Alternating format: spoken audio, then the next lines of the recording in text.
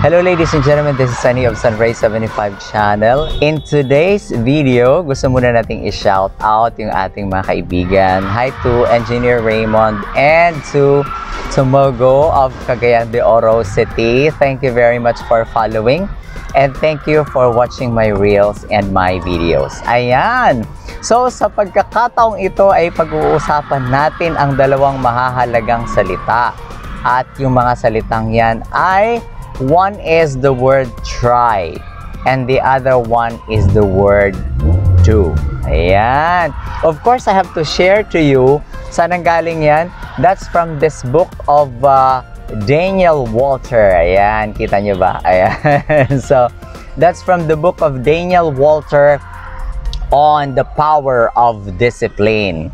Sabi niya, yung dalawang salitang yon ay mayroon ng napakalaking epekto sa buhay ng tao. At yung tanong dyan, alin ba dito ang usually ginagamit natin? Yung salitang try, I will try it, or I will do it.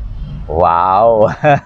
Meron ba yan ng pagkakaiba? Yes, napakalaki po ng pagkakaiba. For example, if you say, I will try to do this one. Sige, try ko. Ano ba ang possible effect noon?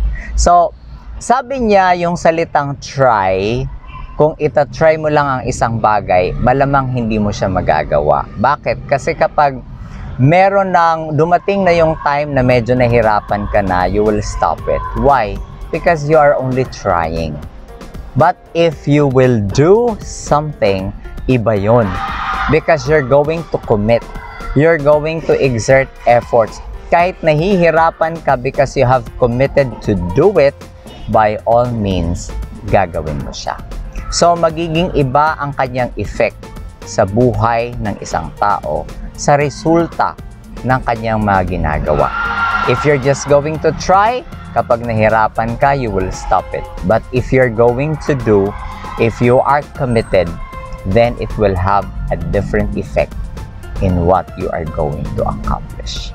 Once again, this is Sunny of Sunrise 75 channel saying thank you and see you in my next vlog.